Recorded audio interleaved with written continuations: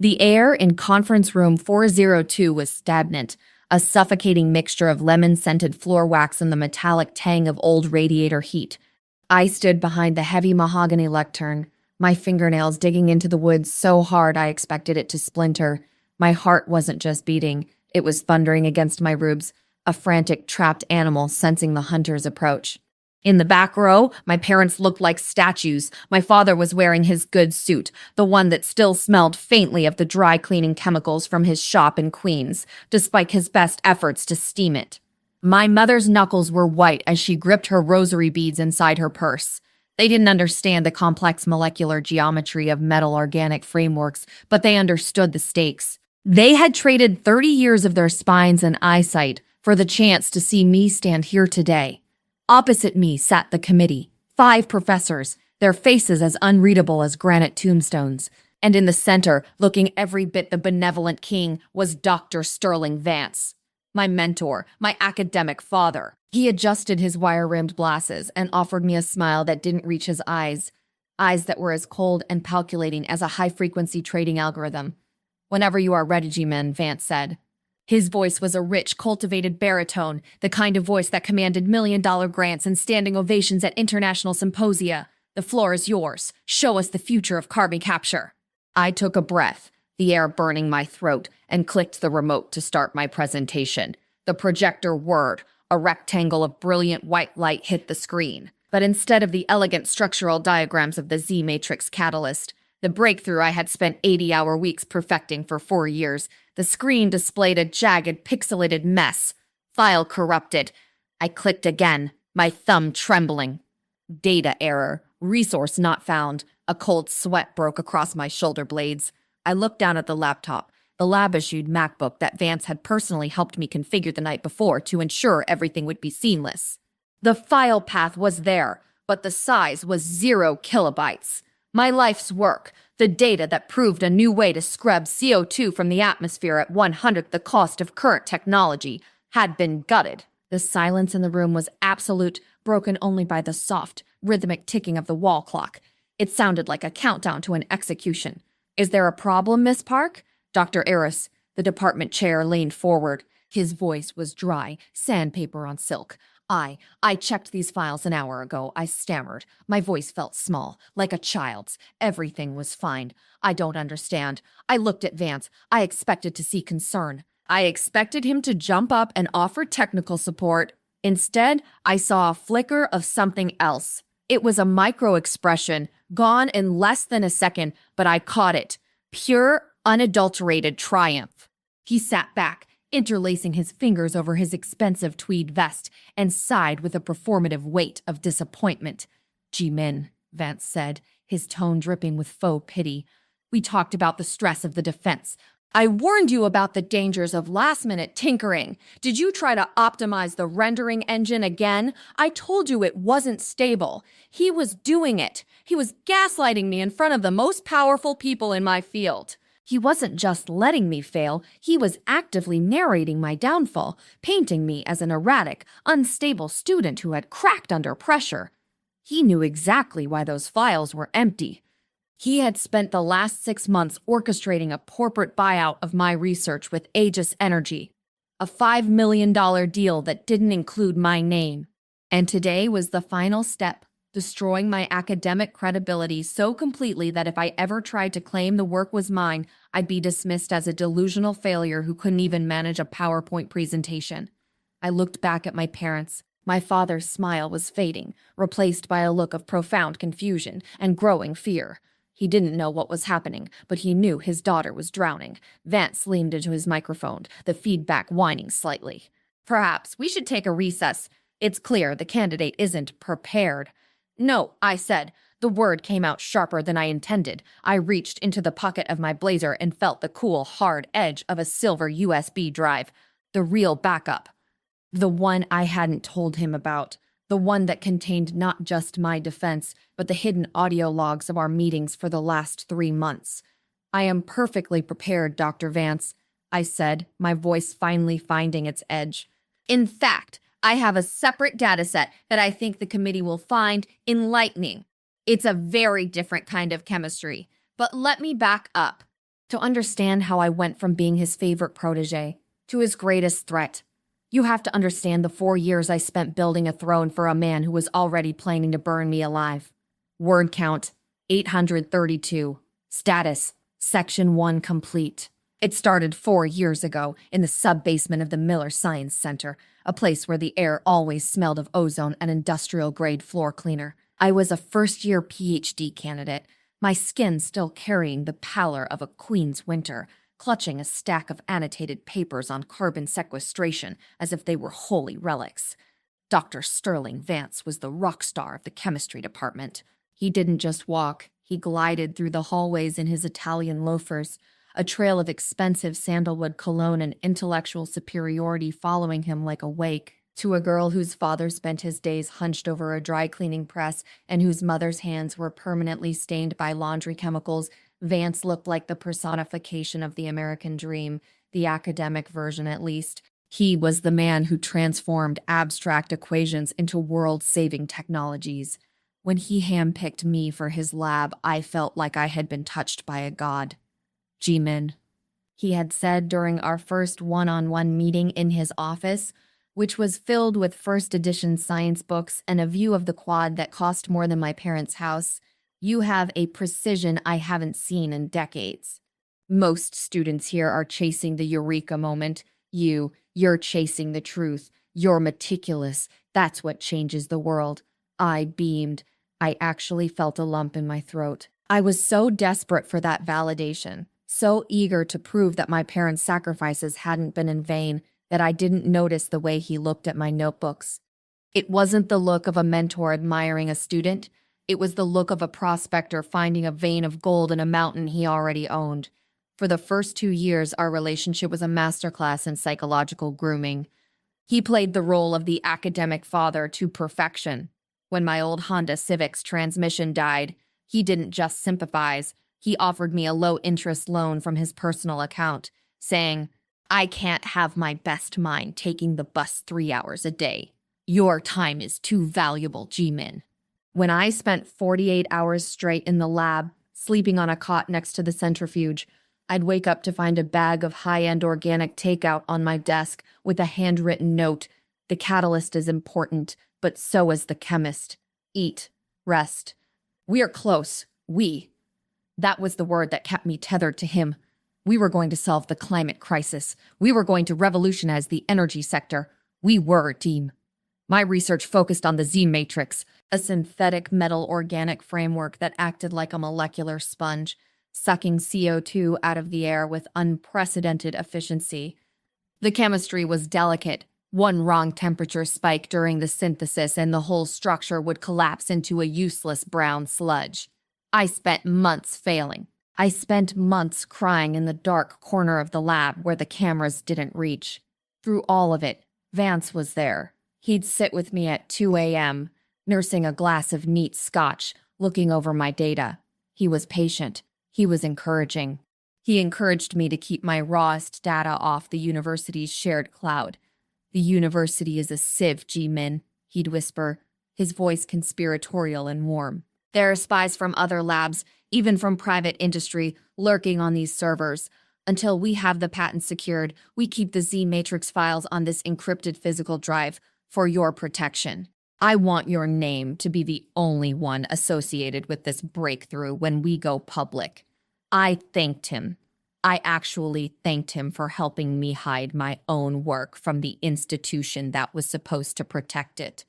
I felt like we were two rebels in a secret society, working against a world that didn't understand our genius. I remember the exact moment the breakthrough happened. It was a rainy Tuesday in November.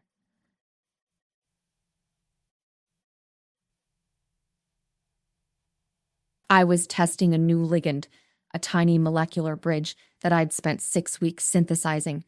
I ran the gas chromatography, my heart in my throat.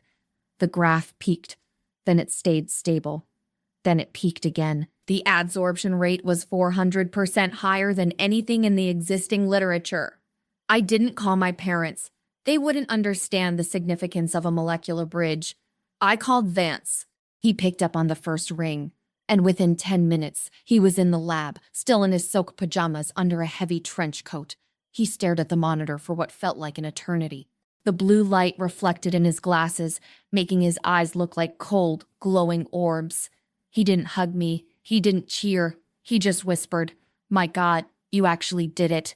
That was the night the grooming transitioned into the erasure phase. A week later, the subtle shifts began. When we started drafting the initial paper for Nature, Vance suggested a slight change in the author order.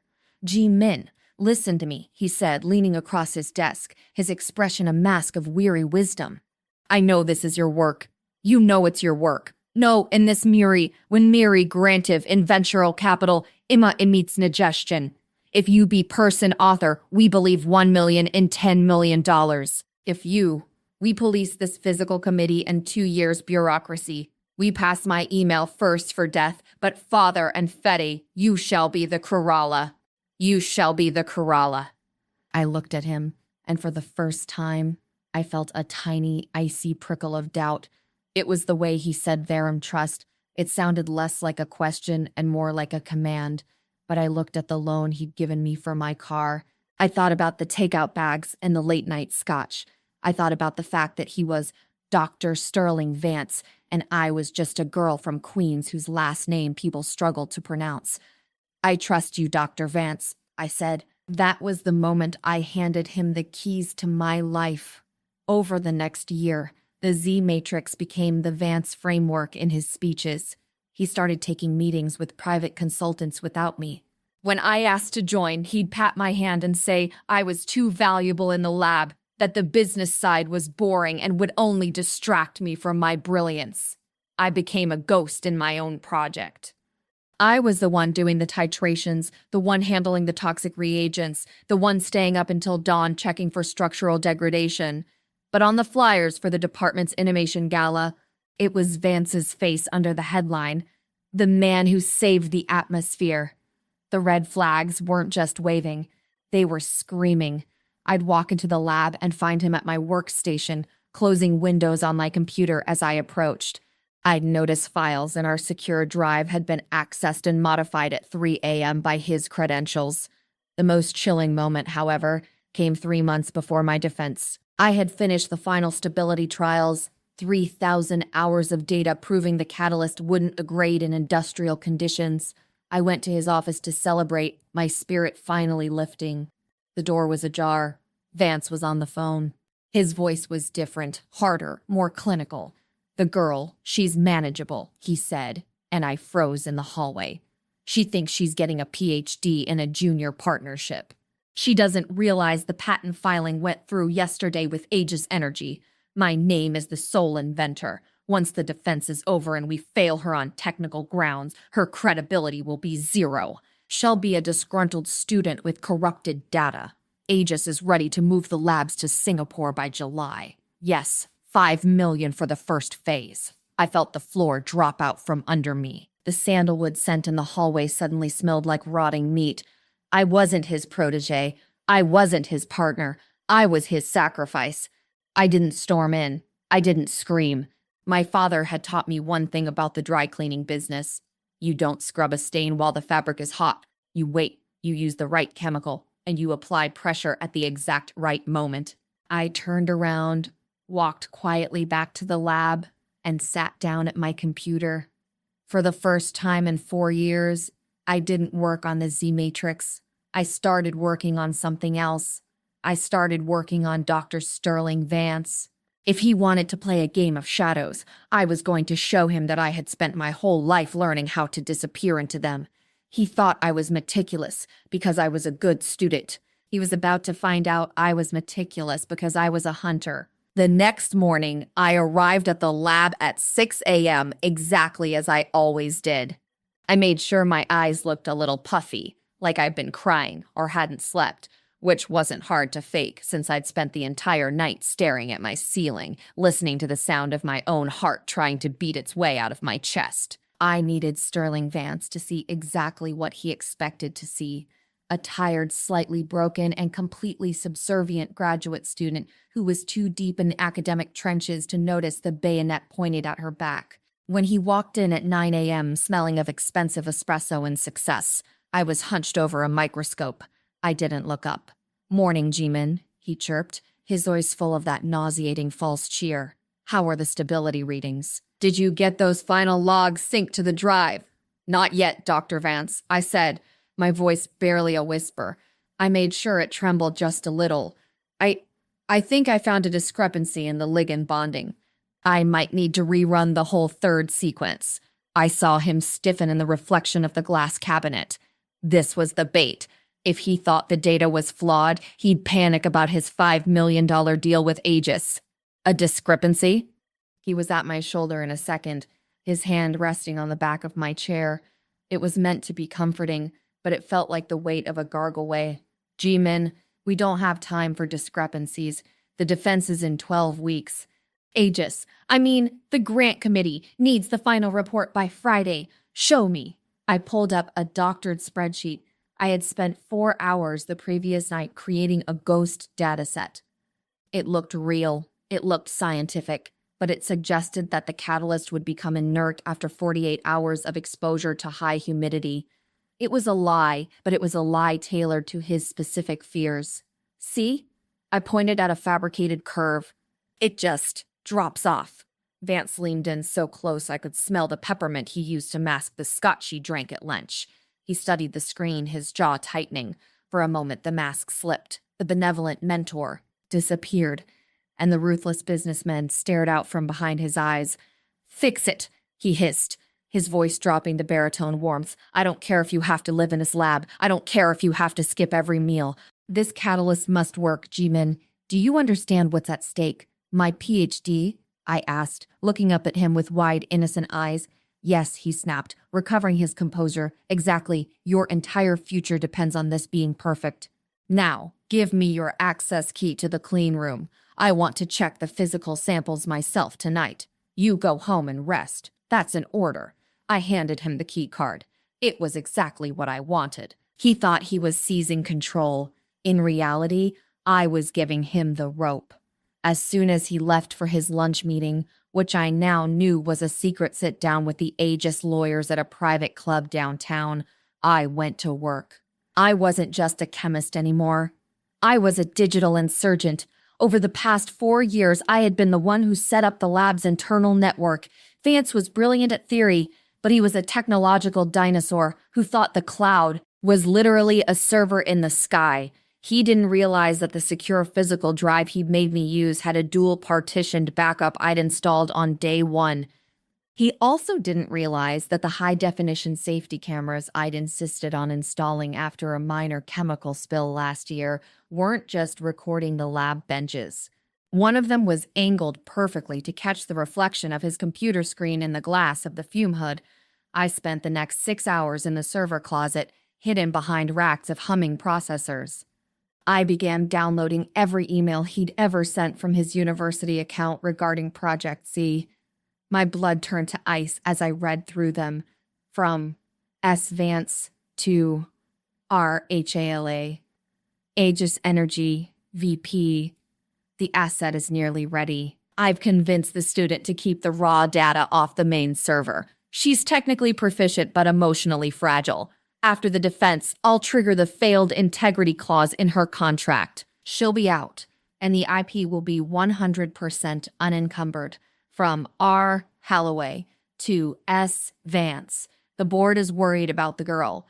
Are you sure she hasn't filed a provisional patent? From S. Vance to R. Halloway. She doesn't even know what a patent lawyer looks like. She thinks we're saving the world. She's a dreamer, Richard. Dreamers are easy to wake up. I sat in the dark, the blue light of my laptop screen making my tears look like glowing mercury. I wasn't just a dreamer. I was a girl whose parents had worked their fingers to the bone so she wouldn't have to be a servant to anyone. And here I was, being sold like a piece of equipment by a man I trusted with my life. But then, I found the smoking gun. It was a draft of a licensing agreement dated 6 months ago. Vance hadn't just stolen my research. He had doctored the lab logs to make it look like he had performed the initial synthesis while I was away on personal leave. He had even forged my signature on a non-disclosure and intellectual property waiver. He had committed felony fraud. I didn't call the police. Not yet. In the world of high-stakes academia, the police are slow and easily confused by complex chemistry. I needed a different kind of justice. I needed a public execution of his reputation. For the next 2 months, I played the part of the crumbling student.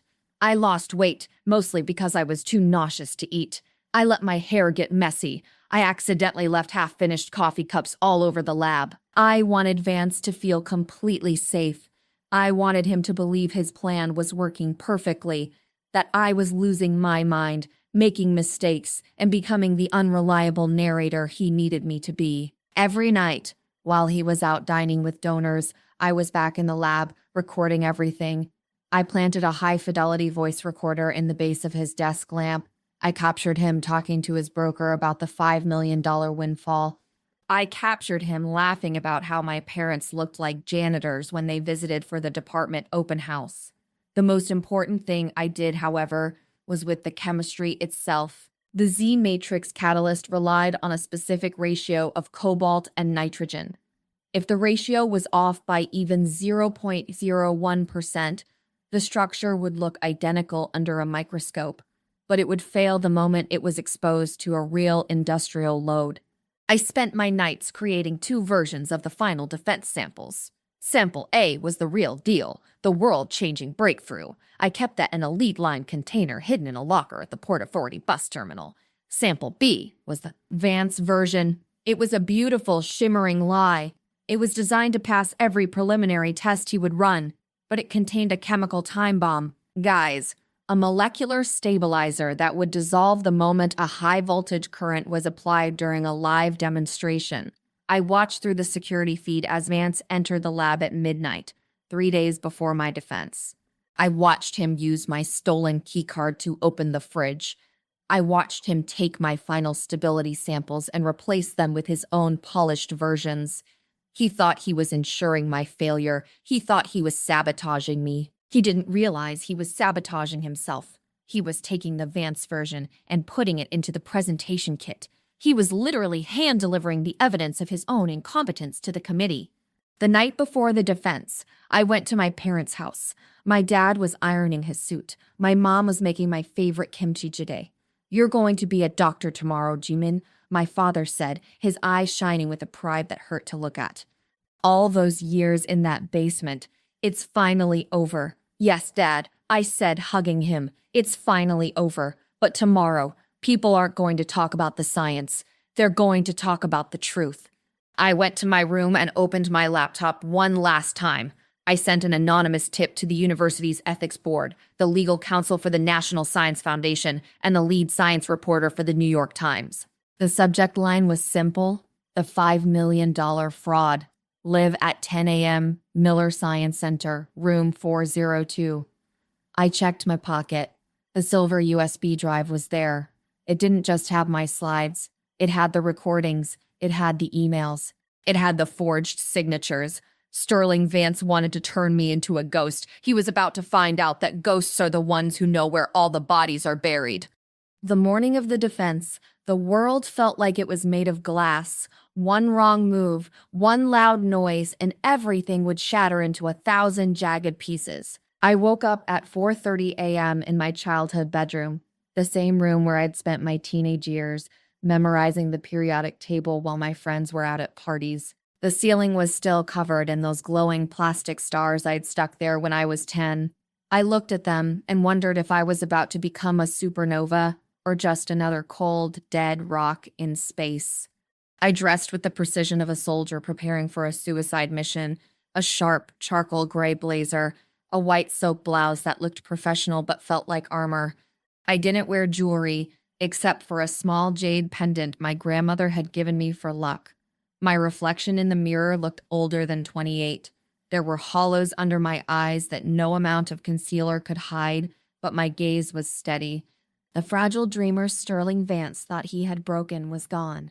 In her place was a woman who had spent the last 72 hours meticulously mapping out a man's destruction. I arrived at the university at 7 a.m. The campus was eerily quiet. the morning mist clinging to the Gothic arches of the old buildings like a shroud. I went straight to the lab. I needed to see him one last time before the curtain went up. Vance was already there. He was standing by the window of his private office, holding a crystal tumbler of something that definitely wasn't apple juice. Even at 7 in the morning, he looked like he had stepped off the cover of Academic Monthly. His suit was a 3-piece navy wool, and his silver hair was combed back with military precision. "Jimin," he said, not turning around. "You're early. Nervous?" "A little, Dr. Vance," I lied. I let my voice pitch up, making me sound like I was on the verge of a breakdown. I was checking the slide deck on the lab computer, and some of the links looked broken. I think the server might be lagging. He finally turned, a look of profound theatrical sympathy on his face. He walked over to me and placed both hands on my shoulders. It was a gesture of dominance disguised as support. I could feel the heat from his palms through my blazer, and it made my skin crawl. "Jimin, look at me," he said, his voice dropping into that hypnotic fatherly tone. "I told you, the stress is getting to you. I took the liberty of polishing the final file structure last night. I didn't want you worrying about technical glitches during the most important hour of your life. I've uploaded the final optimized version to the presentation laptop in room 402. Don't touch it. Don't even open it until the committee arrives. You'll just overthink it and spiral. You did that for me," I whispered, looking down at my shoes so he wouldn't see the fire in my eyes. "Of course," he said, patting my shoulder. "I want you to shine today. But Jimin, we need to manage expectations. The committee, Dr. Eris in particular, is very skeptical of the stability data. If, and I'm just saying if, things don't go perfectly during the live demonstration, I want you to let me handle the questions. Don't try to defend the indefensible. If you play it right, I can still advocate for a conditional pass. You'll get your degree, eventually, but you have to trust me to lead the room. Do you understand?" It was the final blow. He was telling me to surrender before the first shot was fired. He wanted me to stay silent while he demonstrated my failure, effectively handing him the rights to my flawed research so he could fix it later with Aegis energy. "I understand," I said. "I'll let you lead the way, Sterling." He smiled. It was a beautiful, predatory smile. "That's my girl. Now go get some coffee. Your parents are already downstairs, I believe. They look very proud. Let's not let them down more than we have to." The cruelty of that last sentence nearly broke my resolve. I wanted to scream. I wanted to claw that smug look off his face, but I just nodded and walked out. I met my parents in the lobby. My mother reached out and smoothed my hair, her hands smelling of the jasmine soap she'd used since I was a baby. "You look like a queen, Jimin," she said in Korean. "I feel like a ghost, Uma," I replied. My father just took my hand and squeezed it. He didn't have the words for the academic world, but he knew the weight of a heavy day. "Just do what you did in the basement," he said. "The work doesn't lie." If only he knew. In the world of Sterling Vance, the work was whatever the man with the most money said it was. As 10 a.m. approached, the hallway outside room 402 began to fill. I saw Dr. Eris, a man who looked like he was carved out of old library books, talking in low tones with the other committee members. Then I saw him, a man in a sharp, unremarkable suit carrying a notepad. It was the reporter from the Times. Behind him, 2 men in professional attire stood near the water cooler, the university's legal counsel. They had taken my anonymous tips seriously.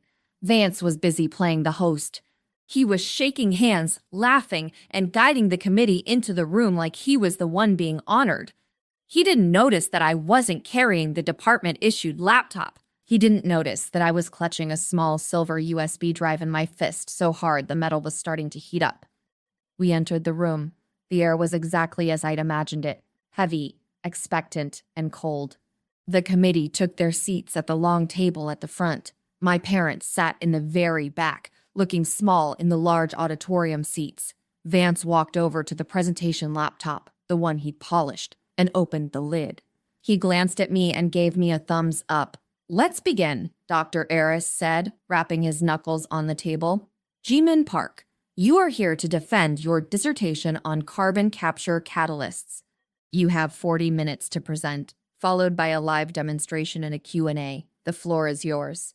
I walked up to the podium. My legs felt like lead, but my mind was a laser. I looked at the laptop. I knew that if I opened the file Vance had left there, I would find the corrupted data, the file not found errors, and the sabotaged graphs. I would be dead in the water within 5 minutes. Vance sat back, crossing his legs, a look of serene anticipation on his face. He was waiting for the car crash. He was waiting for me to stammer, to cry, to look to him for salvation. I didn't touch the laptop's keyboard. Instead, I reached out and unplugged the HDMI cable from the side of the machine. Vance's eyebrow arched. A small ripple of confusion went through the committee. "Is there a technical issue, Miss Park?" Dr. Aris asked. "No, Dr. Aris," I said, my voice echoing in the silent room. In fact, for a presentation this important, I thought it best to use a completely independent system, one that hasn't been polished by anyone but the primary researcher. I pulled my own laptop, a battered, sticker-covered machine that Vance had always made fun of, from my bag and plugged it in. Vance's face didn't change, but I saw his fingers twitch against his knee. He wasn't worried yet. He thought the data was only on the lab server, which he'd already wiped. He didn't know about the sub-basement server. He didn't know about the partitions. The Z-matrix is more than just a chemical breakthrough. I began, my voice growing stronger with every word. It is a testament to what happens when data is handled with integrity. But before we get to the science, I think we need to talk about the atmosphere of this lab. I clicked the remote. The screen didn't show a title slide. It showed a video. It was a recording from the safety camera in the lab, dated 3 nights ago. The quality was crystal clear. It showed Sterling Vance in his shirt sleeves, hunched over my workstation. It showed him opening my final sample vials and pouring a cloudy liquid into them. It showed him laughing as he deleted files from the shared drive. The gasp that went through the room was audible. It sounded like a collective intake of air before a screen. Vance stood up so fast his chair flipped over and hit the floor with a deafening thud. "What is this?" he roared, his face turning a mottled, ugly purple. "This is a fabrication! A deep fake! G-Men, stop this immediately! You're having a psychotic break! Sit down, Sterling," Dr. Aris said. His voice wasn't dry anymore. It was like ice. "I'm not finished," I said, my eyes locked on Vance's. "Because if you think the video is bad, wait until you hear the audio from the licensing meeting with Aegis Energy." I clicked the remote again. Vance's voice filled the room. "The girl, she's manageable. She thinks she's getting a PhD. She's a dreamer, Richard. Dreamers are easy to wake up." I looked at my father. He was standing up now, his face pale. I looked at Vance. The rock star was gone. In his place was a cornered animal, sweating through his 3-piece wool suit, realizing that the fragile dreamer had just closed the cage door and locked it from the outside. This was the breaking point, not mine, his. To understand the look of absolute soul-crushing terror on Sterling Vance's face in that moment, you have to understand the 2 months of digital and chemical insurgency that led up to it. People think revenge is a sudden explosion, a heat-of-the-moment slap, or a shouted insult. But real revenge, the kind that actually dismantles a titan, is a slow, cold titration. It's a series of drops added to a solution until the entire thing changes color. The night I overheard Vance on the phone with Aegis Energy was the night Jimin, the student, died. I went back to my apartment in Flushing, sat on the edge of my bed, and watched the sunrise over the elevated train tracks. I realized then that I couldn't just record him. In the world of elite research, a student's word against a distinguished professor's is like a paper plane thrown at a fortress. He would have had my university email deactivated and my lab access revoked within the hour. He would have claimed I was unstable and vengeful and precise. And the department, worried about their own reputation and the grant money Vance brought in, would have helped him bury me. I needed to be a ghost. I needed to let him think he was winning every single day. My plan had 3 distinct pillars: the digital trail, the audio evidence, and the chemical trap. First, The digital trail. I knew Vance used a private laptop for his non-university consulting, but he was lazy. He often used the lab's high-speed fiber connection to upload large data sets to Aegis. What he didn't know was that 3 years ago, when the department had me assist the IT guys with the router upgrades, I had kept a log of the admin credentials. I didn't hack his computer. That would be illegal and inadmissible. Instead, I set up a mirror port on the lab's network switch. Every packet of data his laptop sent over the lab Wi-Fi was copied to a hidden partition on the sub-basement server I'd built for my long-term stability simulations. I spent my nights, usually between 2 a.m. and 5 a.m., sifting through the digital debris. I found the licensing agreements. I found the emails where he discussed managing me. But the real prize was a series of spreadsheets where he had taken my raw data and literally used a find and replace function to change the metadata from J Park to S Vance. He was so arrogant he hadn't even bothered to change the timestamps on the original files. I compiled all of this into a master audit folder, timestamped and verified by a third-party blockchain notary service I paid for with my meager tutoring savings. Second was the audio evidence. This was the most nerve-wracking part. New York is a one-party consent state for recording, but I couldn't just walk in with a giant tape recorder. I bought 3 high-end voice-activated smart pens. They look like standard-issue executive pens, the kind Vance loved. I lost one under his mahogany desk during a meeting. I left another clipped to a clipboard in the clean room's transition area, where people often spoke freely while suiting up. The audio I captured was damning. I heard him laughing with Richard Holloway from Aegis about how the immigrant work ethic was the greatest resource a man in his position could exploit. You give them a little praise, a little hope for a green card or a fellowship, and they'll work themselves into the ground for you, Vance had said, his voice tinny but clear through the pen's microphone. Then, when the fruit is ripe, you just shake the tree. The girl is a brilliant lab rat, Richard, but she doesn't have the stomach for the boardroom. Hearing those words made my stomach churn, but I played them back every morning like a battle hymn. But the third pillar, the chemical trap, was my masterpiece. Vance was planning to use my live demonstration at the defense to prove his own brilliance to the Aegis executives who were secretly in attendance disguised as visiting scholars. He had swapped my real stable catalyst samples for a sabotaged version that he believed would fail under my clumsy handling. He wanted me to look like I'd faked my results. What he didn't realize was that I knew he would do this. I'd seen him do it to a postdoc 3 years earlier, a quiet guy from Brazil who mysteriously lost all his data and disappeared. I decided to give Vance exactly what he wanted, a sabotaged sample. But I did it with a twist.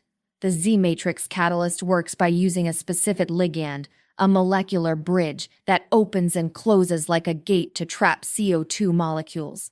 In my real research, this gate is controlled by a delicate balance of acidity. For the Vance version, the one I knew he would steal, I synthesized a Trojan ligand. Under standard lab light, it looked perfect. Under a microscope, it looked identical to the real thing. Even a mass spectrometer would have trouble distinguishing it. However, I engineered this Trojan ligand to be photoreactive to a very specific frequency of ultraviolet light. During the defense, the room uses standard overhead LED lighting, but the projector I'd brought, my independent system, had been modified. I'd replaced the standard bulb with one that emitted a narrow-band UV spike hidden within the white light. To the human eye, it just looked like a bright, clear image on the screen, but the moment that light hit the glass reaction chamber during the demonstration, it would trigger the Trojan ligand to undergo a molecular collapse. The catalyst wouldn't just fail. It would turn a bright neon "I stole this" purple. I had also prepared a second reaction chamber, the control. This one was hidden inside the base of the demonstration kit, protected from the UV light.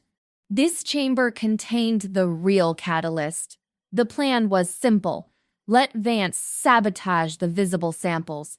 Let him stand up and claim that my work was unstable, and then I would reveal that the unstable samples were the ones he had handled, while the real, working samples were the ones he didn't even know existed.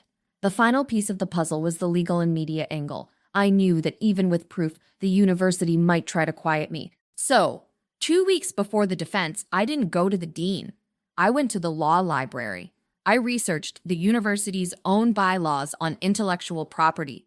I found a clause, Article 12, Section 4, that stated any research funded by public NSF grants that was found to be fraudulently licensed would result in the immediate forfeiture of the professor's tenure and all associated laboratory equipment to the university, with the primary student researcher given trustee over all of these actors' perceptions that turn to other infantry men. During the investigation, I sent my evidence to a lawyer, a shark who specialized in academic IP, and told him I didn't want a settlement. I wanted a public record. I also contacted the New York Times reporter, feeding him just enough smoke about a $5 million fraud at a top university to get him to show up. The night before the defense, I sat in my lab one last time. I looked at the vials of purple-turning chemicals and the silver USB drive. I thought about my father's dry cleaning shop. I thought about the smell of steam and the sound of the iron. I thought about how many Vances had looked down on him in his life, seeing only a man in a stained apron, never realizing they were looking at the person who was keeping their world clean. Tonight, Dad, I whispered to the empty lab. Tonight, I'm cleaning the stain. I didn't sleep. I just watched the clock. 4 a.m., 5 a.m., 6 a.m. When I walked into room 402, I wasn't just a student. I was a precision-engineered weapon, designed by 4 years of neglect and 1 year of betrayal. Vance thought he was the architect of my life. He was about to find out he was just the foundation I was going to build my monument on, and foundations are meant to be buried. The silence that followed the audio recording of Vance's betrayal was so absolute it felt heavy, like the pressure at the bottom of the ocean. In the back of the room, the New York Times reporter was typing furiously, the click-clack of his keys sounding like a firing squad. Dr. Aris, the department head, looked as if he had aged 10 years and 10 seconds. His face was a mask of cold, academic fury. "Sterling," Aris said, his voice a low, dangerous rumble. "Do you have anything to say for yourself before we proceed to the university's legal counsel?" Vance didn't answer immediately.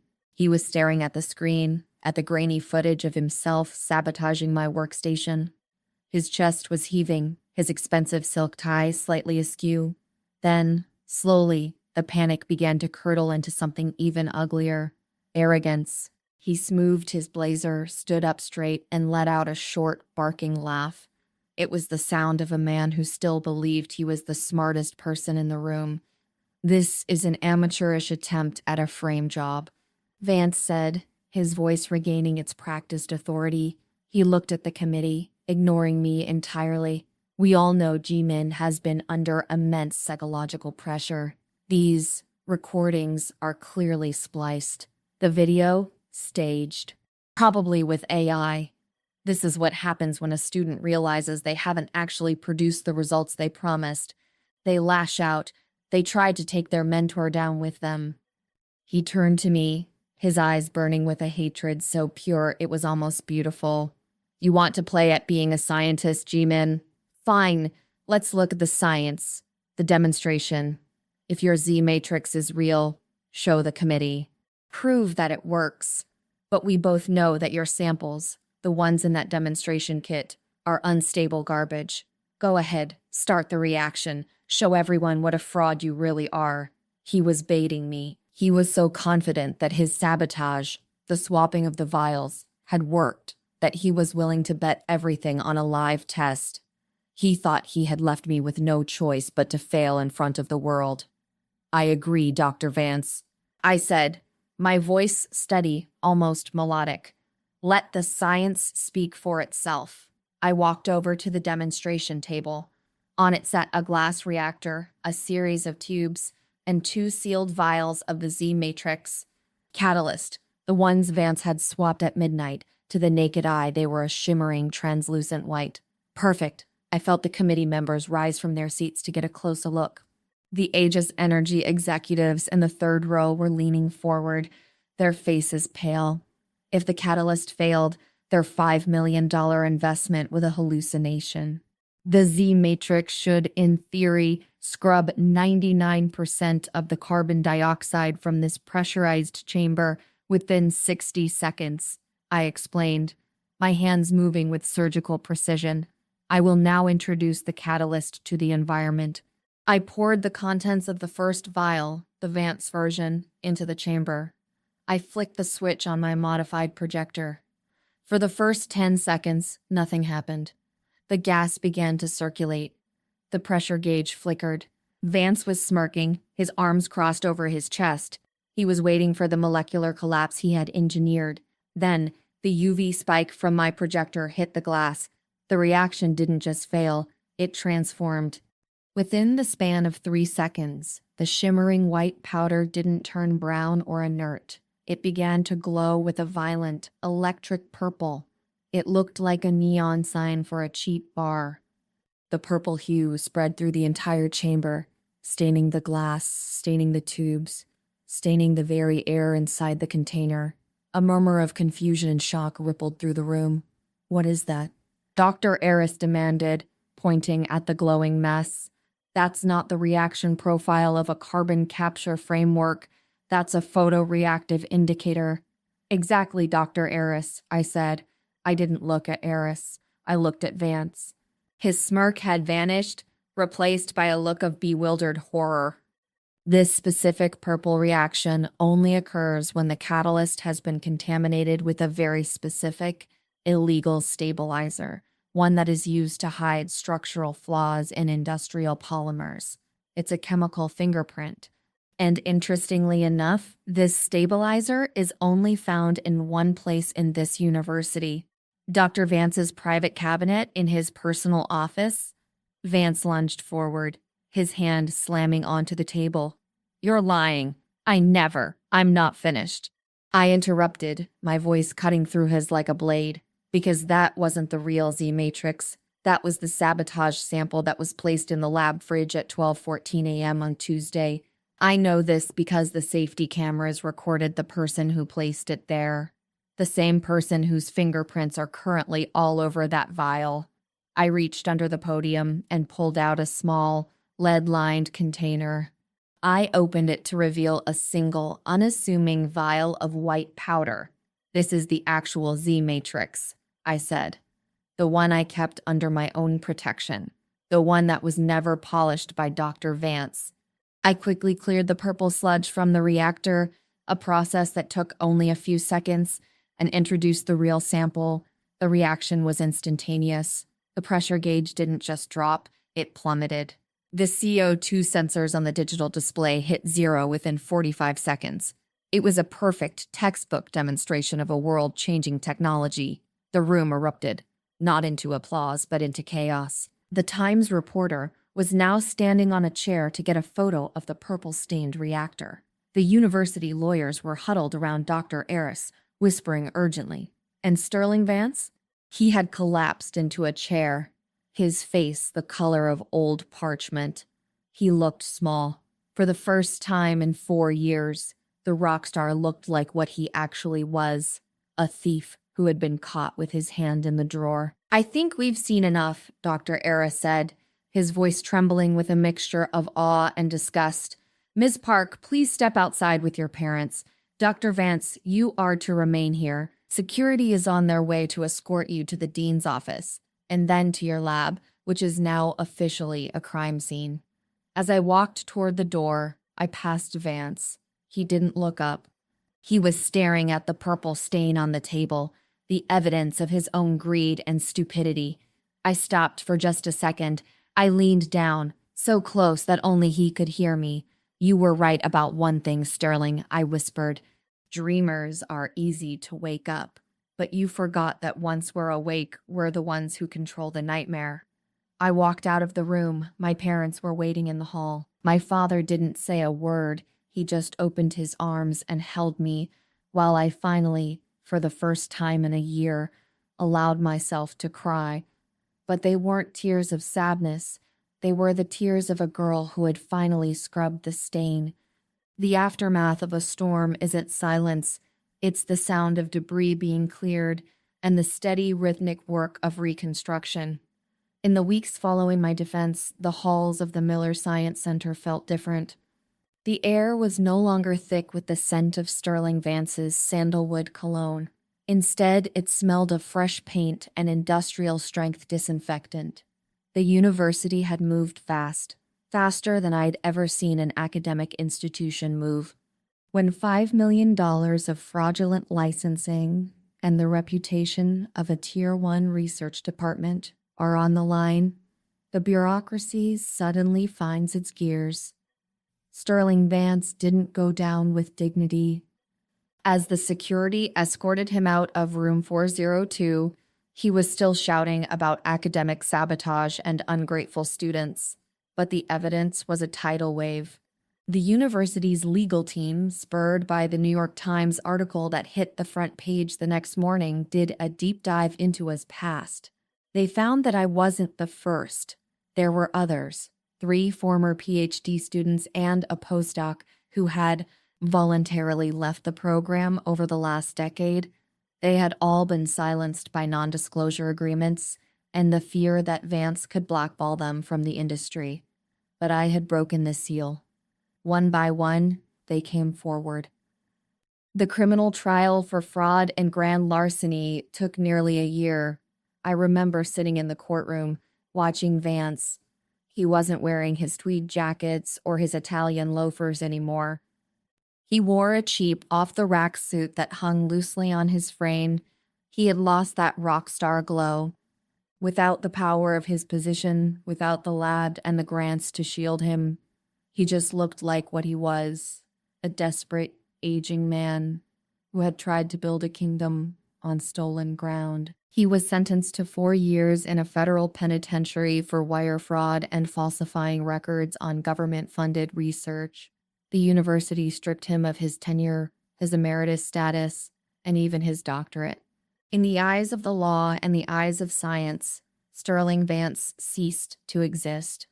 As for me, the transition was jarring. I was no longer the girl from the dry cleaners. I was the Z-Matrix architect. The university, desperate to save face and avoid a massive lawsuit from my IP lawyers, offered me a deal that was unheard of. They fast-tracked my PhD, awarding it with highest distinction. More importantly, they assisted in the nullification of the Aegis Energy contract. The patent was refiled, and this time the inventors list had only one name, Dr. Jimin Park. I didn't sell the technology to Aegis. I remembered what Vance had said about immigrant work ethics and managing dreamers. Instead, I used the university's incubator program to start my own firm, Stain-Free Solutions. It was a tribute to my father, a reminder that the world only stays bright if someone is willing to do the hard, honest work of cleaning it. The most important day of that year wasn't the day the patent was granted, or the day I moved into my new office on the top floor of the city's green tech hub. It was a Tuesday afternoon in July. I drove out to Queens in my new car, a sensible, high-end electric vehicle, not the broken-down Honda Vance had used to control me.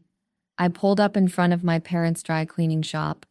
The sign was faded, and the windows were steamed up from the presses running inside.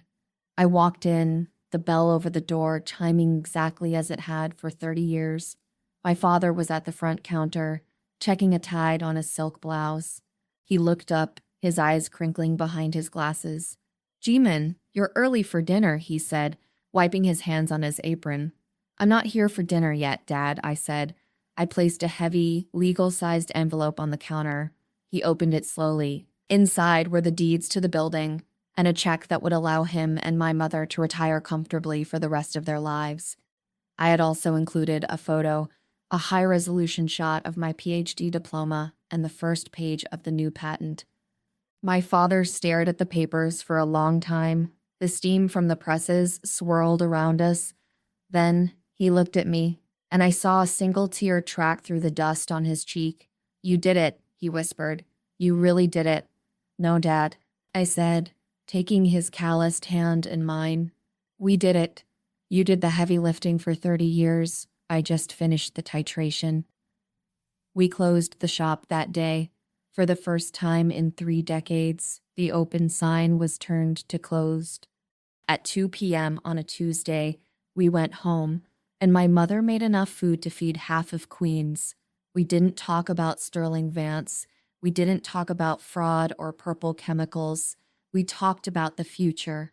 Today, Stain-Free Solutions is the leading provider of carbon capture modules for industrial plants across North America. We've managed to lower the cost of CO2 removal so much that even the oldest coal plants can afford to go green.